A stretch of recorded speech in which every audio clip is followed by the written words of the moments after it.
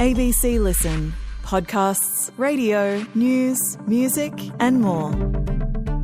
It just feels great to be back. It feels like home. I've been here now 10 years. I've had the same locker since the first day I've been here, so I'm really good. Have you noticed that this week the internet's been awash with the 2016 challenge? The idea being people post snaps of what they were up to that year. For Alex de Minaur, it was his first Australian Open.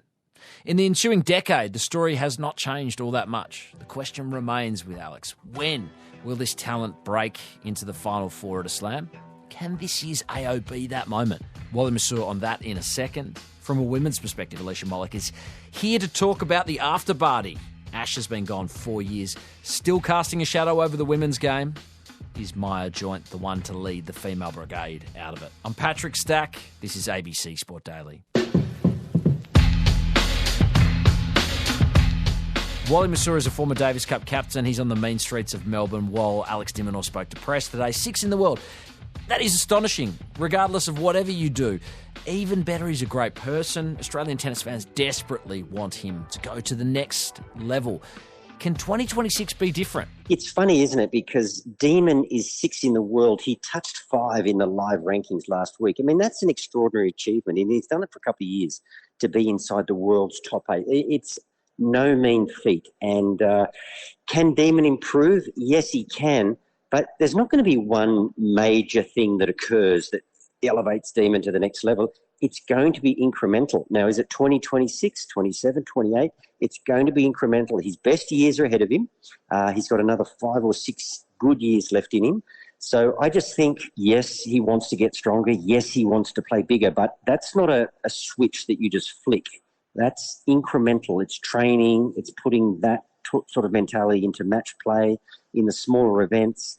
And it's not abandoning the things that made you great in the first place. So can he get better? Yes, he can. But as I say, it's all a process. It's a work in progress. Never been to a Grand Slam semi-final. He plays a Grand Slam semi-finalist or former semi-finalist in round 1 in Matteo Berrettini. Just how rough is the Demons' draw? It's about as rough as you can get. So I was sort of looking at it going, well, hang on, Berrettini is one of the most dangerous unseeded players in the draw. And we know what a good, dangerous player he is. Every single player in the draw is extremely tough. And I knew going in that there was going to be many kind of unseeded players, which were going to be really tough matchups. And, it's going to be a battle, but I'm looking forward to it. And it basically just means that I'm going to have to be firing from the word go. But look, I think Dean will win, current form considered. But you don't want to have too heavy a workload in the first week. So Demon plays Berrettini, wins in 3 or 4. Third round, he plays Francis Tiafoe. Tiafoe has had some time away from the tour.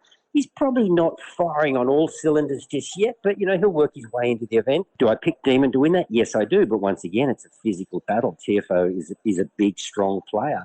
Beats Tiafoe, it's Bublik.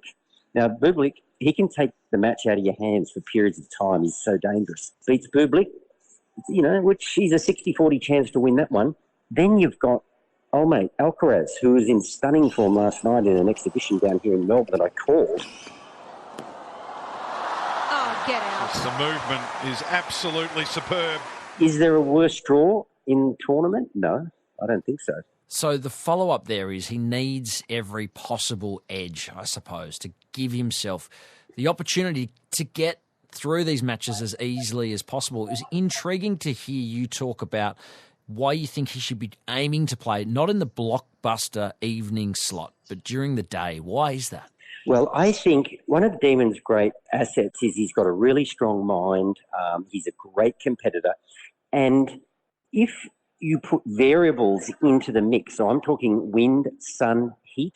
I mean, if Demon had to play Yannick Sinner, I'd say, let's hope it's 38 degrees with a hot northerly wind, because Demon will settle into those conditions. Yannick's probably a bit like, wow, this is awkward. I'm not saying Yannick would by any means not be ultra competitive, but I think just that the more variables and the tougher the conditions, I think Australian players, we all grow up playing on the coast. It's always windy. We're kind of good in the heat. We train all summer long. We have a big summer season here. So I just think when you put some of the very best players in the world, and right now we're talking about Sinner and Alcaraz, you put them indoors where it's perfect. You need to unsettle them and disrupt them, but it's kind of handy if there's a few other things unsettling and disrupting them too. So I just think Demon would handle the variables a lot better than a lot of the players in the draw. Speaking of tough draws, world number 49, Australia's Alexei Popyrin's on course for last year's finalist. World number 3, Alexander Zverev in the second round. Is there a world where that's perversely good because you assume Alexei will have at least a lot of juice in the tank? Well, Stacky, this is what I love about you. You are always looking for the positives. You know, you're always looking for the bright side, the glass half full. Well, playing Zverev, I don't consider that a good draw, but I take your point. If you're going to play some of these guys, by the time and Novak might be a good case in point, given his limited schedule in 2025, you play them in the first round, that might be, or second round, that might be the time to play them before they've really settled into a rhythm, got, 5 or 8 sets under their belt, and they're starting to find their form and feel confident in a match play situation. So I take your point. I would have liked Alexei to win a few more matches coming in because I think that would have been good for him. Everybody needs matches at the beginning of the season. Alexei's no different. But look, one thing about Alexei, he's not afraid of reputation. He's not afraid of the big stage. And, one of the reasons I was really impressed with him as a youngster, I just seem to remember him playing a couple of matches even here at the Australian Open when he was down and out in all sorts of trouble, got to a tie break and he's got the big forehand, he's got the big serve. He's not afraid to go for it. And that's the sort of mentality that you'll need against the likes of Zverev. But, hey, got to get through your first round first. The Australian Open is right around the corner. Can't wait. Wally Masur, thanks so much for your time. Appreciate it. And Stacky, thank you. And we look forward to chatting during the tournament. Alicia Molik is a former world number 8. She has led and captained Australia at Billie Jean King Cup level, formerly the Fed Cup. She's now the tournament director at the Adelaide International, so she's in a great position to talk some Australian women's tennis with us with the AO just around the corner. Alicia, when a champion retires in any sport, the media, fans, we can spend the next chapter wondering when the next champion is going to land. And we saw it in men's, post-Rafter, post-Leighton. And I feel like for our women, they're living constantly in the shadow of Ash Barty. You're someone...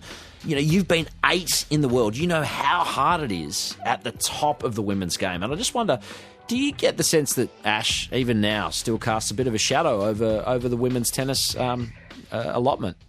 Yeah, well, that's a really good question. I think, look, across the board here in Australia, we set the bar really, really high for our sports people or sports stars in general, and that's, I think, through any sport. But in tennis, we've had such a rich history, and very recently, of course, Rafter winning a slam, Leighton Hewitt, Ash Barty still super fresh in everyone's mind. So that's the bar. But in a sense, yes, it's a lofty height for our Aussie women. The likes of Maya Joyt now, our newest Aussie, Dasha Kasatkina, Emerson Jones. It's a lofty height, but at the same time, I think that sometimes that's great to know that that is what you're shooting for. That is the goal. That is the end game, and that's basically why people play tennis. It's to try and get that elusive Grand Slam to begin with, and it's Grand Slam tennis is what everyone plays for. It's why Novak is curating his tennis calendar. It's what the players are all about.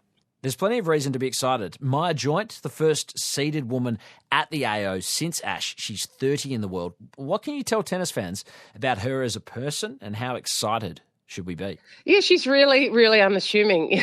And if you weren't following in her in tennis, she flies under the radar. You might not know she's a tennis player, but she's got that quiet confidence about her. I've watched a few of her practices. She's got immense tenacity on the court, really easy power.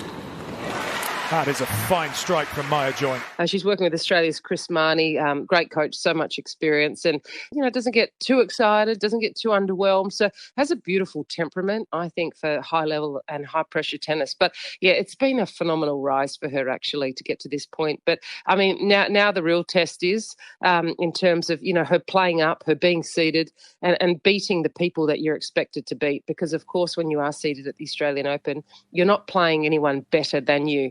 Until the third round. So those first few rounds, you're playing players ranked beneath you, which is comforting for the players that are seeded. But she's got an incredible future ahead, a meteoric rise to get to this point for Maya Joyt. Could have played for the United States, opted to play for Australia. Great credit to Tennis Australia for that. You've carried the weight of expectation. From what you're telling me about her temperament there, it sounds like she's really well placed to deal with that stress. Yeah, I think she's built for the big stage. I mean, yeah, I think over the years from experience playing, experience at different personalities on tour, there's players that get overwhelmed and there's players that are really calm under pressure, and she fits that second boat, which means that her level is always going to be great. So, there's still a heap that she can improve in her game as well. So that's the exciting part. She's not yet a complete player. So, Chris Marnie, her coach, has a lot to work with. But I think I mentioned her tenacity before. She's pretty calm on the court. If 19 felt young for Maya Giant, Emerson Jones doesn't turn 18 till July, a world number one junior who's now inside the top 150 in the world. Why do you think she can make the jump from underage domination to the big time? Because we've seen many sort of struggle to make that bridge. Yeah, the two players are actually quite similar, Maya and Emerson. Emerson's an incredibly athletic player. I didn't hesitate to put her on the centre court the other day because, she rises to the occasion. She looks like she belongs. She feels like she belongs at the highest level. And I think that's always reflective in her tennis. So once again, another bright future. So for Australia, having those two young women not quite hitting their straps yet and still mixing it with the world's best is just such a great sign for us. Former Russian, now Australian, Daria Kasatkina is another highly ranked local hope, a bit more established, 48 in the world. She cut her season short in 2025 due to burnout, which was really quite fascinating because we're seeing that sort of rolling conversation about the schedule. Do you get the sense from her that she is fresh and reinvigorated and ready to have an impact this summer of tennis? Yeah, I do. I think Dash is in a different boat. Yes, when you talk about the time away from tennis, it wasn't solely from a physical point of view. She's just recently changed nationalities to become Australian, as you mentioned, and probably with that comes a whole other set of circumstances and, life choices. It's a big decision for someone, but it's a really positive one for her, but probably, needed some time to digest all of that. But she's definitely fit and firing here, and we welcome her with open arms because she's a great character and she's a great personality. Alicia Molik, it's really good of you to give us your time. We know you're very busy with the Adelaide International. Appreciate you making the time to talk to us.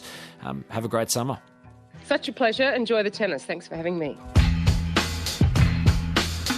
Soundbites. What does it take for you to be ready for work each day? Maybe it's a coffee, nutritious breakfast, a sleep-in for LeBron James before back-to-back games.